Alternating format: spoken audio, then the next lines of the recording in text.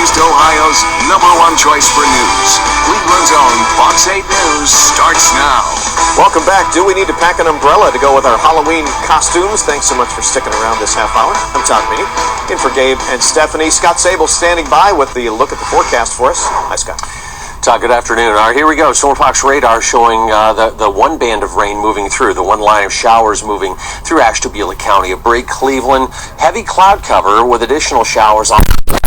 So we're kind of in between systems here. We got the warm front, we got temperatures rising into the 60s, but take a look at the low and the rain that's kind of being pulled into that low. It's a very deep system, which has us concerned about two things: the threat for some strong winds tonight after it moves out, heavy rainfall, and also the prospects that this thing could easily drive some strong storms later on today. So our forecast starts to gradually shift this whole mess to the east. We are highlighting some locally heavy rain between 5 and about 9 p.m. I know we've had rain already, but it'll be a little more concentrated at that point. We'll see temperatures in the 60s falling into the middle 50s at 2. Here's the future cast. Now watch it here. This is now.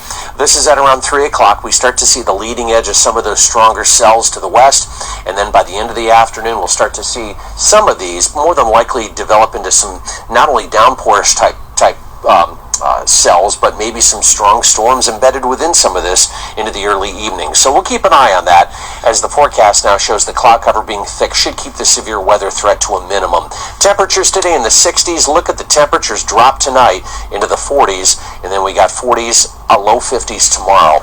All right, so the break, we'll have some lake-driven showers tomorrow. It's going to be windy Tuesday, break Wednesday and Thursday, rain on Friday. It's going to be windy Friday into Saturday, and right now we're looking pretty dry for Halloween. Trending colder again most of next week.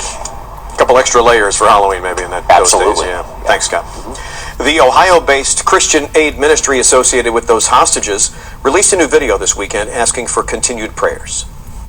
Another father said, "As a family, we are giving forgiveness to these men. We are not holding anything against them." Though the past week has been difficult, the families continue to be united in their desire to follow Jesus' teachings on forgiveness.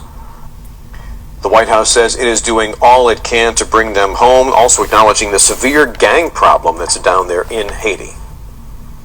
There has been targeting over the course of the last few years of U.S. citizens. That is one of the reasons that the State Department issued the warning they did in August about the risk of kidnapping.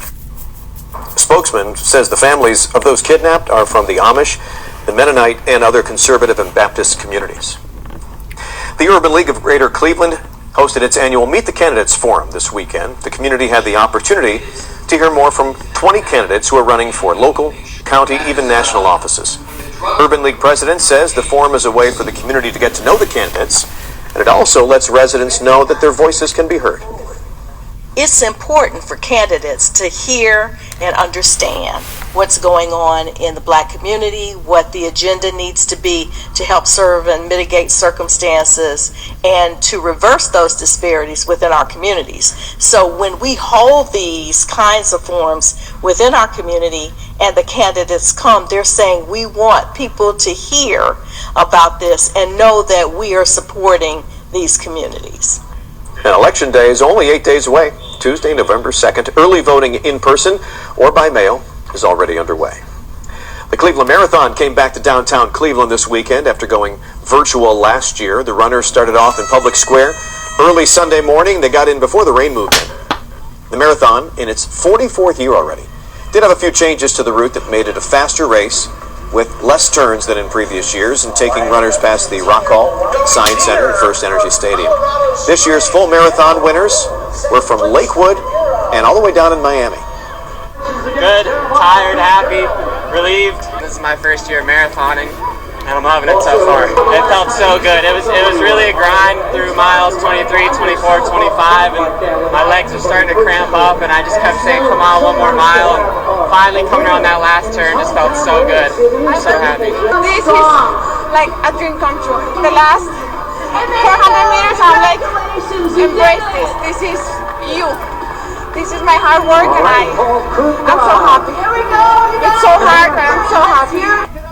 I'm still amazed that guy was his first marathon, and he won. That's amazing. Other runners included a mother who had her third child just about 7 months ago and a guy who recently had triple bypass surgery. So congrats to everyone who ran.